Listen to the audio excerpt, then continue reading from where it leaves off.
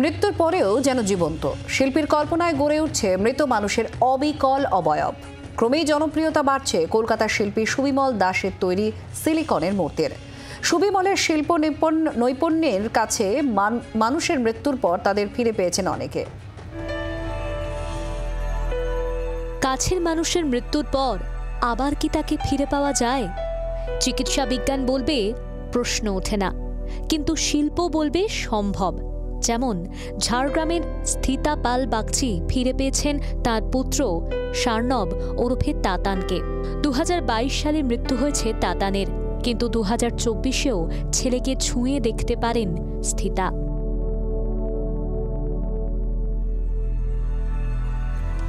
একই রকম অভিজ্ঞতা বাগুইয়াটির বাসিন্দা তাপস শান্ডিল্যের। কোভিড কেড়ে নিয়েছে তার স্ত্রী ইন্দ্রাণীকে, কিন্তু ইন্দ্রাণী আজও তার পাশে।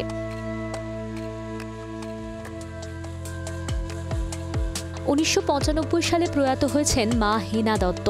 বাবা অরুণ কুমার দত্তের মৃত্যু হয়েছে 2022-এ, কিন্তু শিল্পের হাত ধরে বাবা ও মাকে ফিরে পেয়েছেন ঠাকুরপুকুরের সমিত দত্ত। তার ছোট্ট মেয়ে ঠাকুমার চুল বেঁধে দেয়। ইতিহাসকে বর্তমানে ফিরিয়ে আনা কিভাবে সম্ভব হলো? না, প্রথমে যথাসম্ভব আমি ওনাদের কাছ থেকে আমরা ওনার বায়োডাটা কালেক্ট করি। হাইট, কালার স্কিম, দেখতে কেমন ছিলেন। অনেকের ব্যাপার হচ্ছে দু রকমের অপশান থাকে। একটা কিছু কিছু ছবি যে অনেকে ক্যামেরার খুব ভালো ব্যবহার করেছে, যেগুলো 3Dর কিছু কিছু ছবি আমাদের সাপ্লাই দিয়েছে, সেটা যতটা করা কিছুটা হলেও ইজি হয়েছে। আবার কিছু কিছু ছবি অনেক পুরনো, যেখানে একটাই ডাইমেনশান, তাও আবার অস্পষ্ট। সেখান থেকে আমরা নিজেদেরকে খুব একটুখানি টাইম দিতে হয়। আর তার বিভিন্ন স্কেচ করি আমরা নিজেরা, বিভিন্ন অ্যাঙ্গেলে স্কেচ করি, সে আমরা পুরোটাই ম্যানুয়াল করি এবং তার জন্য যথারীতি আমরা সেই মেডিটেশন করার মতো একটা সাধনা করে করে আসি। এরকম অনেক রকমই ফোন আসে, যারা নিজেদের পরিবারের সদস্যকে হারিয়ে আমাদেরকে ফোন করে। প্রথমে তারা অনেক রকম নেট সার্চ করে, নেট সার্চ করতে করতে আমাদের সন্ধান পায়। কোভিডের টাইম নিয়ে তো এরকম অনেকেই হারিয়েছেন তাদের নিজেদের লোক।